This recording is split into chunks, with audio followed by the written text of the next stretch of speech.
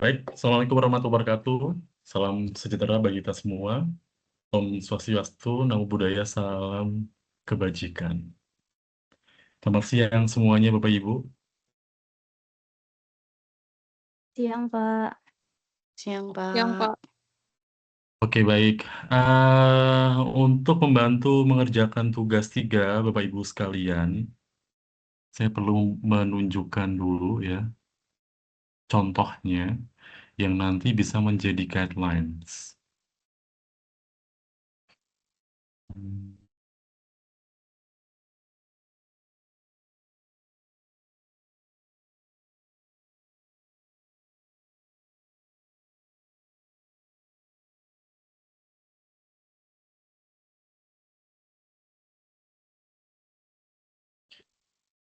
Baik, udah kelihatan Bapak Ibu semuanya? Sebentar. Ya, Pak. Saya reload dulu sebentar. Mana ya?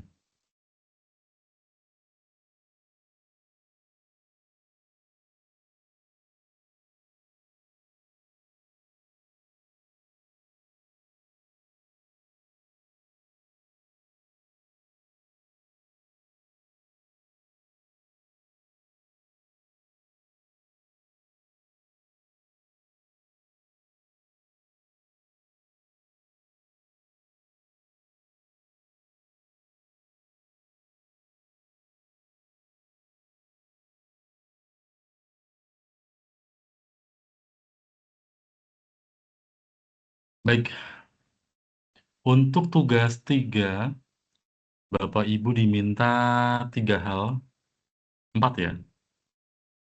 Yaitu yang pertama penyajian data, kemudian analisis, pembahasan, kemudian keterbatasan analisis. Jadi yang pertama, untuk penyajian data, Bapak Ibu perlu memunculkan atau menyajikan data dari hasil penelitian secara sistematis.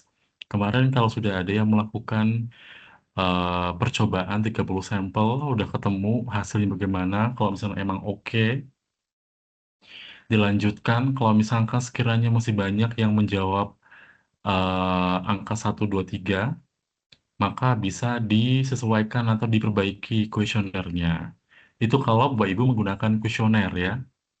Namun kalau Bapak Ibu seperti yang saya cek untuk tugas 2 kemarin, banyak yang menggunakan informan.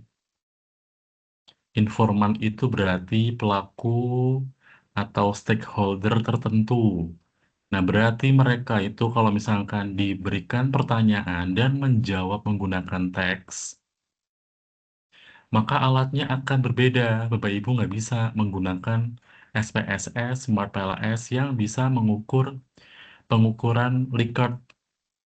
Nah, kalau misalkan metodenya menggunakan kuesioner, tapi sampelnya adalah informan, maka tidak bisa menggunakan alat-alat analisis yang saya tadi sebutkan ya, tapi bisa menggunakan alat analisis yang lain dan mungkin Bapak Ibu tidak pernah mendengar sebelumnya.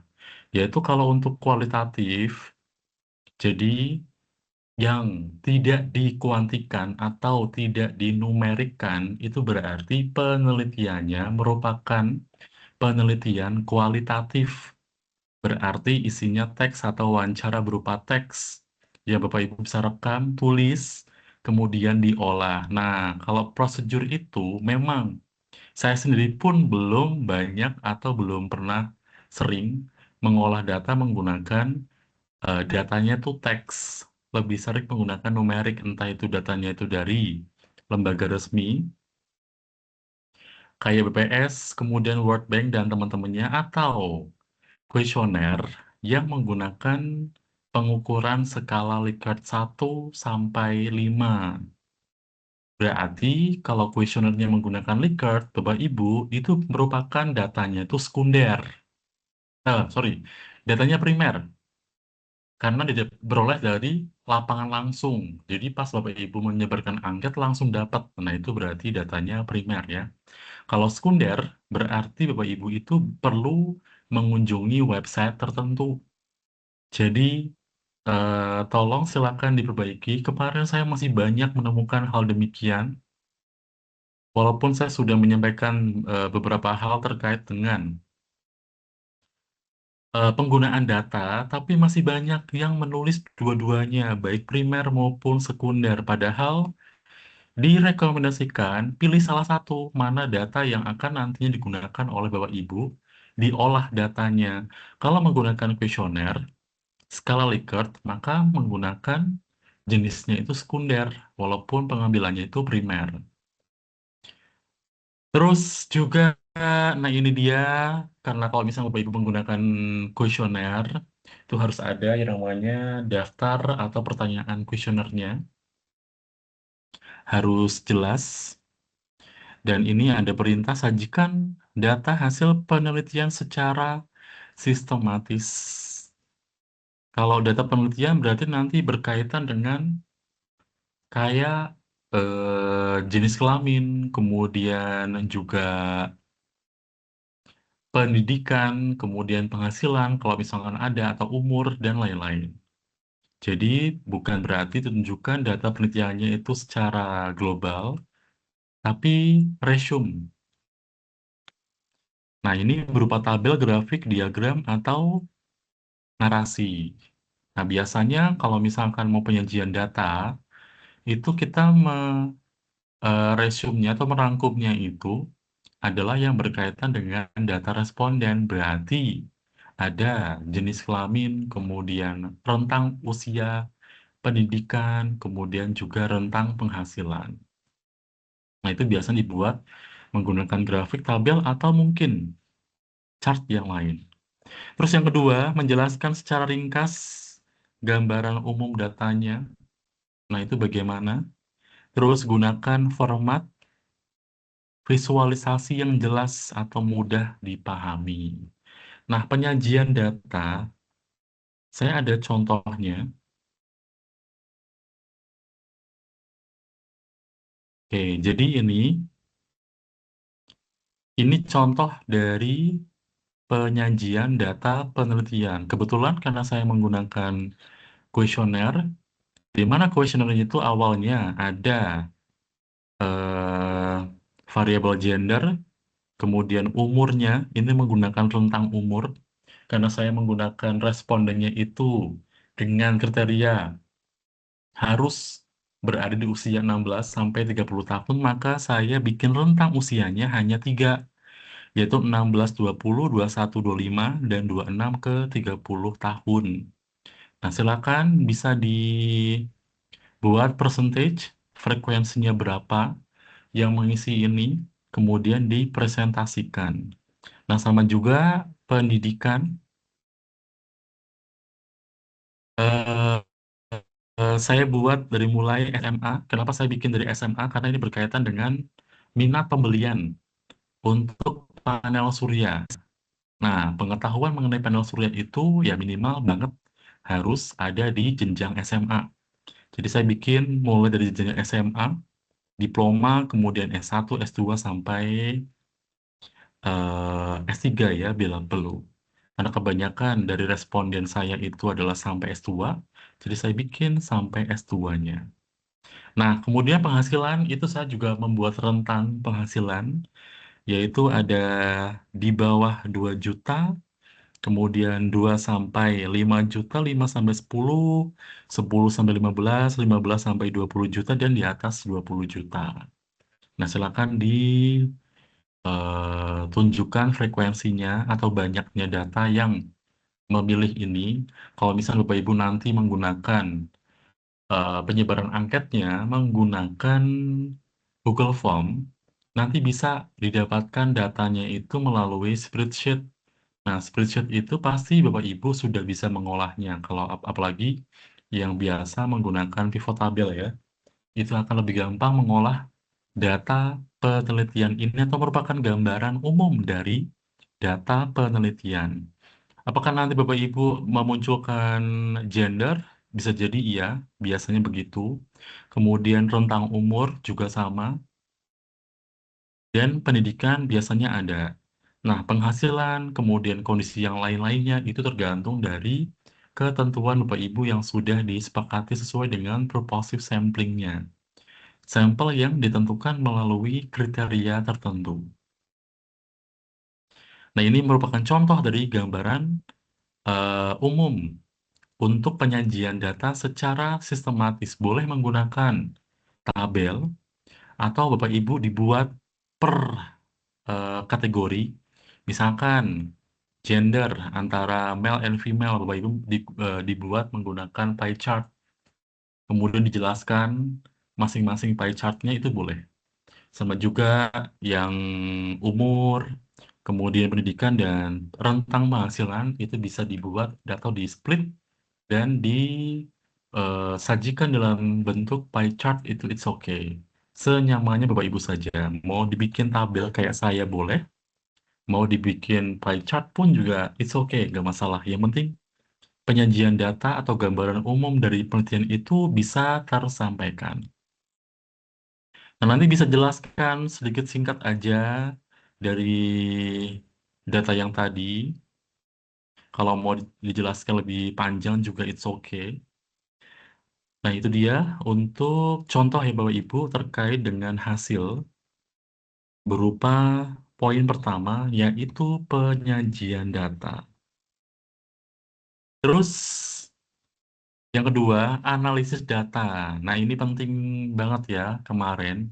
Saya juga masih melihat bahwa analis data itu kebanyakan banget itu menyebutkan penyajian data, reduksi, kemudian finalisasi, dan lain-lain. Padahal analisis data dengan metode itu untuk pendekatan datanya itu kualitatif, bukan kuantitatif. Nah, kalau misalkan Bapak Ibu eh, apa ya? Kalau misalkan pendekatan kuanti biasanya menggunakan regresi linier berganda di mana di dalamnya itu ada uji validitas, uji reliabilitas. Itu untuk uji instrumen, itu wajib ada dua kalau menggunakan kuesioner ya. Dan kuesionernya menggunakan Likert. Kemudian ada lagi uji asumsi klasiknya, uji asumsi klasik berupa uji normalitas, heteros, multicol, dan autokorelasi. Baru yang terakhir itu adalah output estimasi regresi linier berganda. Nah, ini kalau Bapak Ibu menggunakan datanya itu primer dengan pendekatan kuanti. Berarti kan dikuantikan atau dinumerikan. Biasanya menggunakan ini.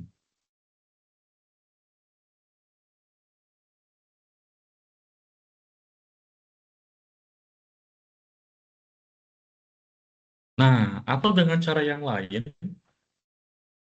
kalau Bapak Ibu menggunakan metodenya itu OLS ya, yaitu ordinary least square.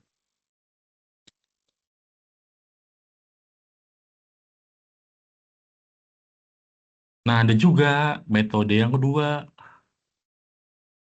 Mungkin Bapak Ibu menggunakan metodenya SAM,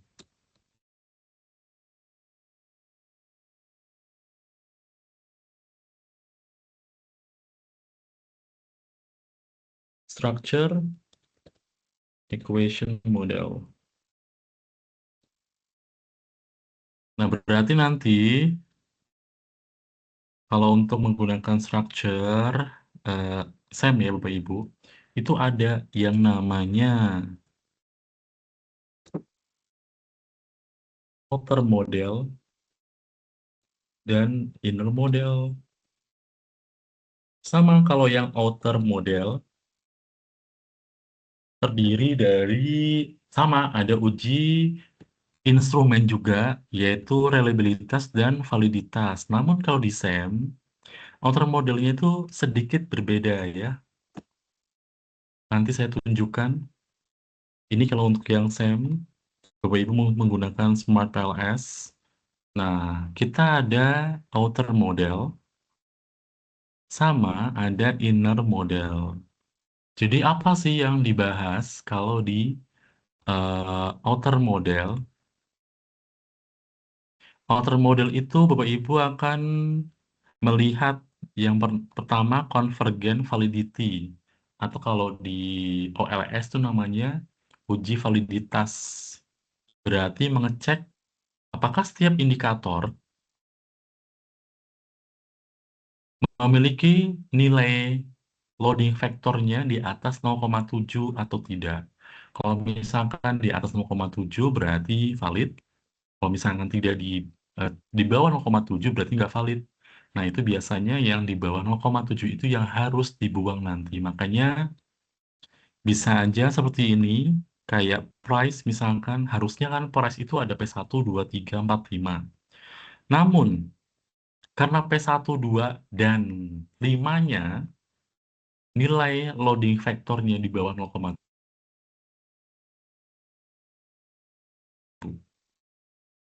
Itu ya. Jadi itu nyaris sama aja dengan di OLS, yaitu uji validitas. Nah, kemudian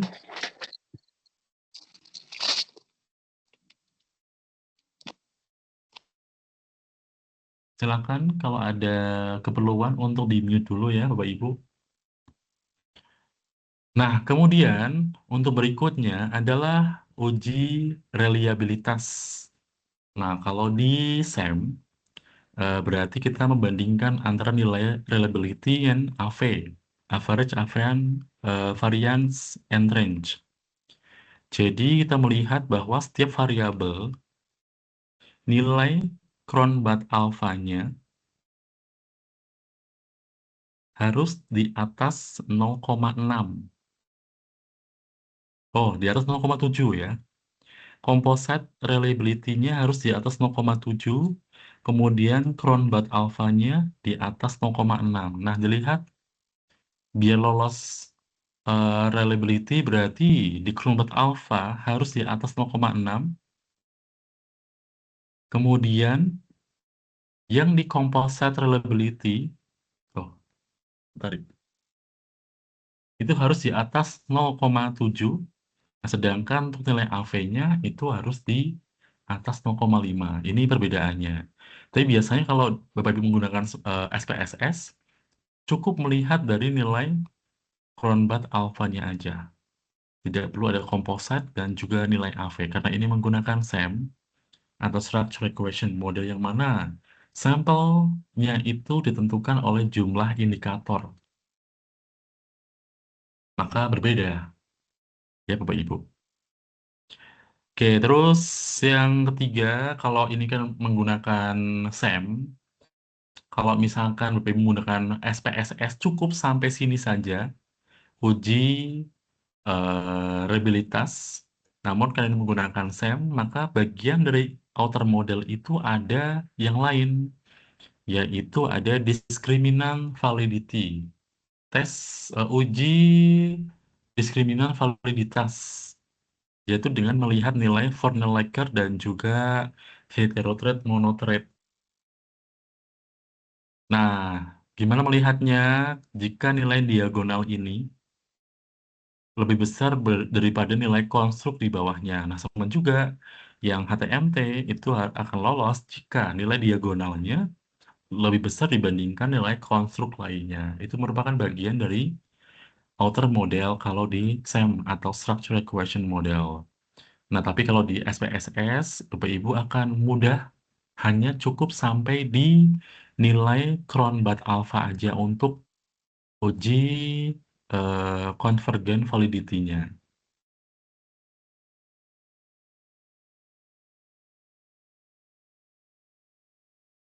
Oke, terus yang namanya kedua, ada inner model. Inner model itu kita punya goodness of fit atau model fit. Kemudian ada R square. Nah, berikutnya ada effect size, predictive relevance, sama yang terakhir itu hipotesis testing. Nah, seperti ini Bapak Ibu, kalau Bapak Ibu menggunakan Smart PLS itu bisa digambar, dikoneksikan, kemudian di running ya. Yang pertama PLSM dulu, baru yang kedua adalah bootstrapping. Oke, sampai sini ada pertanyaan barangkali Bapak Ibu terkait dengan penyajian data, hasil olah data. Oke, kalau nggak ada saya akan teruskan. Jadi yang di bagian SEM ini, kalau Bapak Ibu menggunakan kuesioner ya, ada bagian ini, yang paling penting adalah R-square-nya. Seberapa besar sih yang namanya model ini dipengaruhi oleh variabel-variabel yang Bapak Ibu tentukan. Nah, kebetulan ini kita melihat dari nilai adjusted R-square 0,654 kalau dipresentasikan 65,4%. Dan itu sudah bagus, karena di atas 51%. Kemudian effect size. Nah, effect size ini adalah adanya pengaruh variabel terhadap variabel dependent. Variabel X-nya itu ada attitude, knowledge, price, and social norm. Nah, variabel independennya itu adalah purchase intention. Nah, ini ada besarannya. Kalau misalkan di bawah 0,02 itu kecil, di atas 0,15 itu besar. Sedangkan kalau misalkan di atas 0,4 ya, dan sebelum sampai 0,10, 0,14, itu disebutnya moderat. Jadi ada semua, ada kecil, moderat, dan juga besar. Jadi itu sebagai informasi aja. Dan yang paling penting Bapak Ibu adalah uji hipotesis. Nah, ini merupakan nilai tadi yang loading factor tadi yang di atas. Kalau misalkan semuanya, semua pertanyaan itu memiliki loading factornya 0,7 ya berarti tidak usah direduksi. Namun, kalau misalnya ada yang loading factornya itu di bawah 0,7 maka perlu dibuang. Seperti contohnya untuk variabel price ini banyak dibuangnya. Sama juga yang knowledge dibuang satu, kemudian purchase intention juga sama dibuang satu.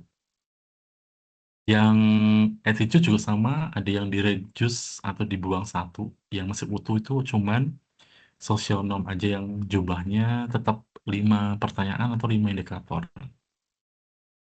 Nah, silakan nanti ditunjukkan nilai hipotesisnya berapa, yaitu berupa koefisien, kemudian p-value.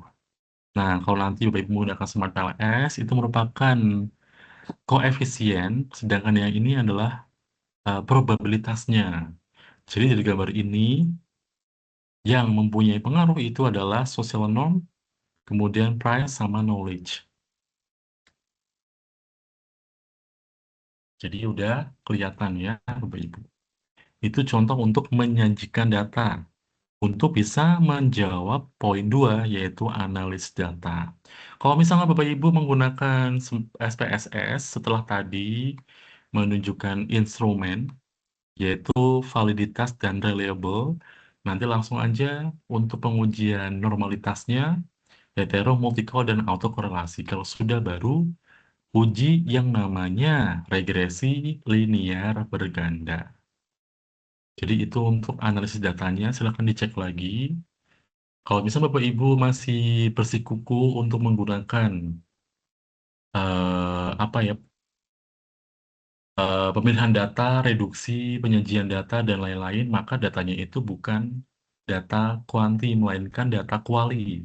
Data yang tidak dinomerikan atau datanya itu berupa teks.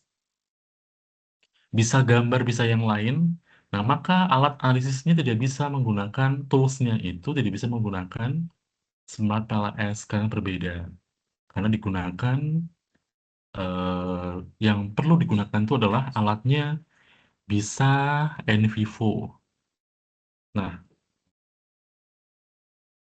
jika datanya berupa kuali,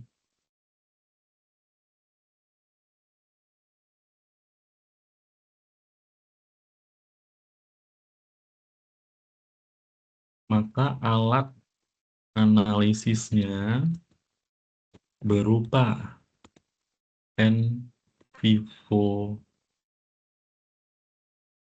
kemudian Mektor, Atlas TI,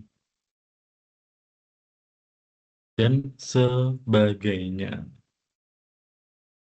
Ya, kalau menggunakan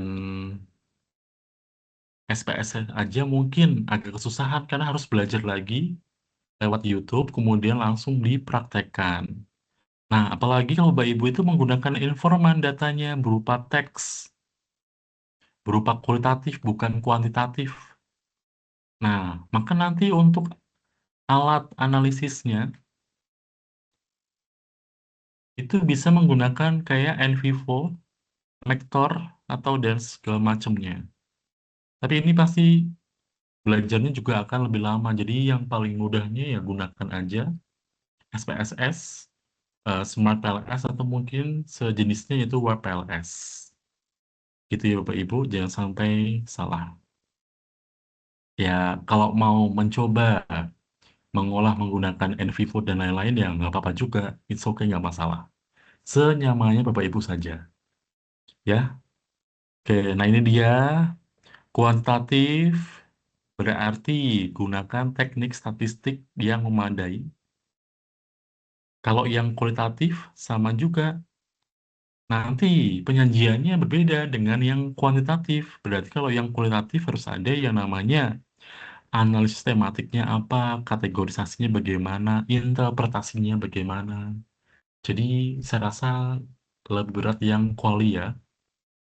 Namun kalau misalnya Bapak Ibu emang biasa mengolah data yang berupa kuali, ya mungkin kalau disuruh mengadopsi kuanti juga kesusahan. Jadi silakan digunakan sebaik mungkin saja.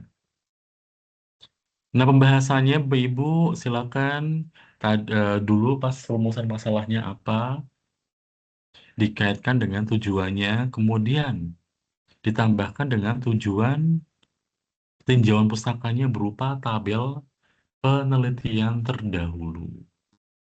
Oke, bisa dibuat secara umum, maksudnya satu gelondongan ya, atau mungkin dibikin per variabel. Misalkan kayak kemarin Bapak Ibu ada yang meneliti mengenai eh, apa ya,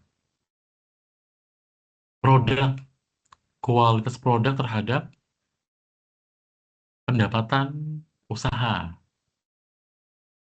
Kemudian ada lagi yang lain packaging terhadap pendapatan usaha dan apa ya, promosi terhadap pembelian pendapatan usaha. Nah, silakan yang tiga variabel tadi mau dijadikan satu bahasan boleh ataupun dibahas satu persatu juga nggak apa-apa. Nah, kebetulan yang saya punya itu adalah membahas secara keseluruhan dalam satu tema. Oke, yang pertama sebutkan dulu bagaimana hasilnya, mana aja yang berpengaruh, mana yang tidak. Nah, kenapa yang tidak itu kok punya pengaruh, ada apa kiranya, dan lain-lain. Oke, nanti bisa ditambahkan dengan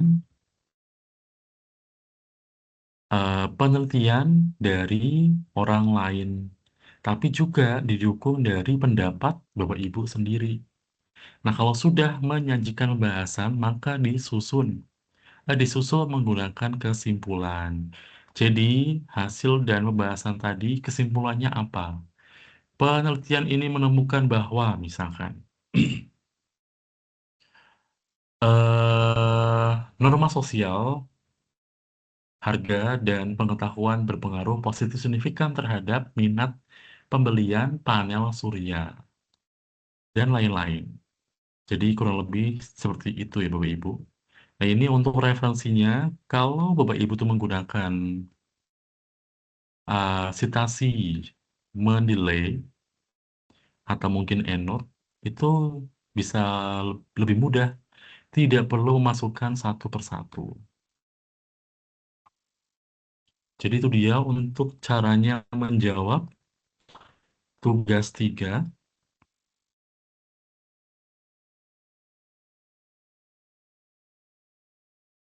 Terus yang terakhir, keterbatasan analisis. Nah, misalkan Bapak Ibu menjelaskan mengenai analisisnya itu adalah dengan data kuanti. Nah, ini sebutkan juga kendalanya apa.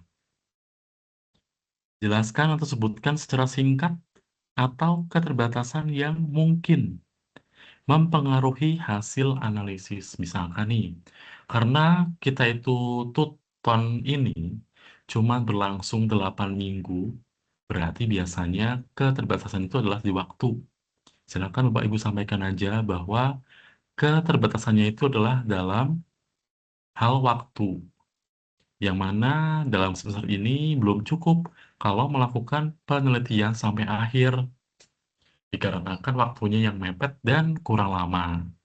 Atau mungkin kendalanya, Bapak Ibu saat ini baru mencakup pembeli yang ada di sekitar saja, tapi belum mencakup pembeli dalam satu kecamatan atau satu daerah, atau kabupaten atau bahkan kota ya.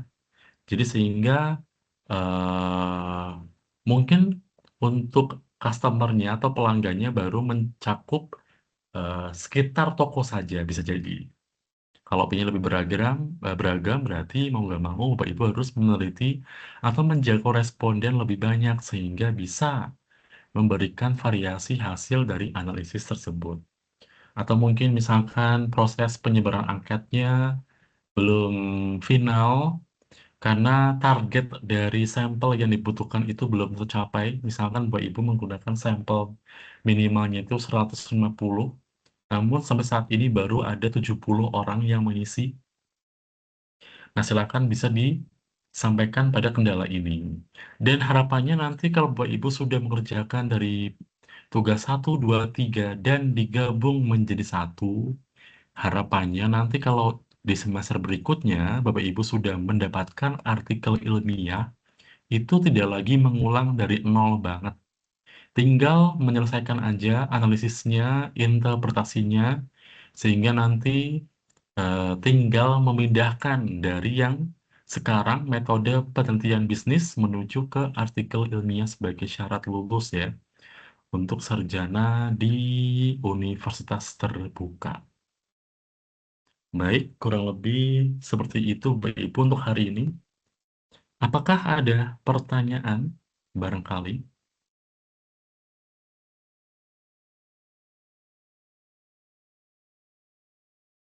Untuk pengumpulan tugasnya masih ada waktu sampai hari Senin jam 3.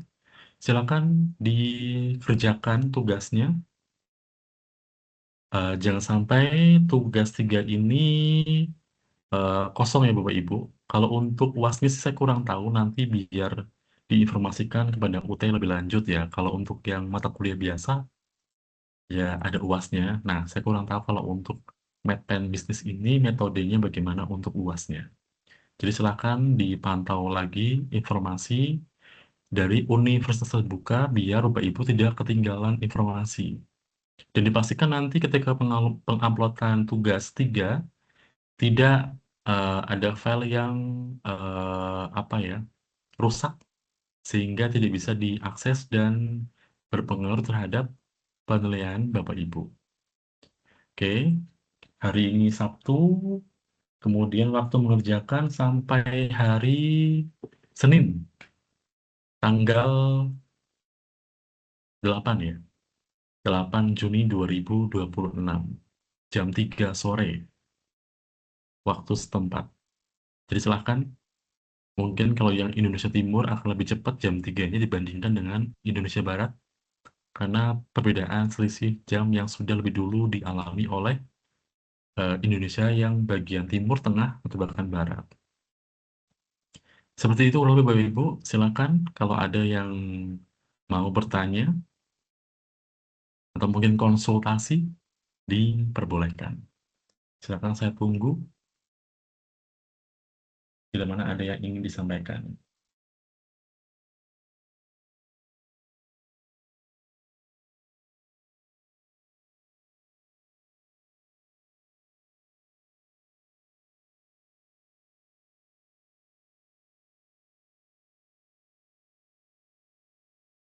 Baik, apakah cukup untuk hari ini, Bapak Ibu? Pak. Oke. Baik, kalau misalnya cukup, silakan diselesaikan tugasnya. Untuk tugas tiganya, silakan dikerjakan segera biar tugasnya penuh, satu, dua, dan tiga. Kalau tidak ada lagi yang akan disampaikan, saya akan akhiri untuk hari ini. Terima kasih Bapak Ibu untuk waktunya yang sudah sempat join. Wassalamualaikum warahmatullahi wabarakatuh. Pak, maaf Pak, mau tanya. Halo? Ya, gimana? Ini saya absensi, nggak ada yang bisa diklik, gimana ya Pak? Kalau di Medpen Business yang mengisi absensi tutornya, Mbak. Tutor, oh Bapak, oh iya iya. Betul. Jadi pastikan untuk untuk join ya. Jadi ada rekamannya, nah nanti saya bisa mengisi untuk kehadirannya. Oh iya, terima kasih Pak. Oke, sami-sami. Silakan yang lain, kalau ada lagi yang mau bertanya. Izin Bapak, izin bertanya, Ya, untuk silakan. daftar isi itu ditulis nggak ya Pak? Daftar isi sebenarnya tidak terlalu wajib ada. Yang penting ada bagian dari topiknya apa, kemudian latar belakang, rumusan masalah, tujuan, tinjauan pustaka, sampai nanti akhir pembahasan aja, Mbak. Oke Pak, sampai Mm. daftar pusaka diisi apa? Iya betul. Kalau daftar isi kan semuanya harus ada dulu, baru bikin daftar isi pun nggak apa-apa. Tapi kalau misalnya emang nggak ada, nggak apa-apa juga. Yang penting isinya. Ya, siap Pak, siap. Terima kasih Pak. Oke, sami-sami. Silakan yang lain Bapak Ibu, barangkali ada yang mau ditanyakan kembali sebelum saya akhiri.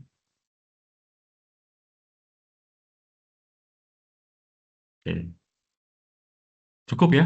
Kalau misalkan cukup, saya akan akhiri untuk pertemuan hari ini.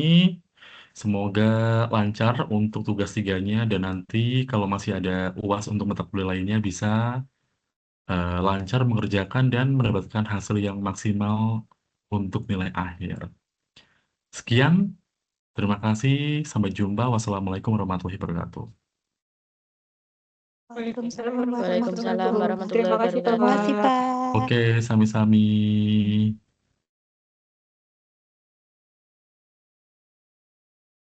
Silakan bisa meninggalkan room, Bapak Ibu.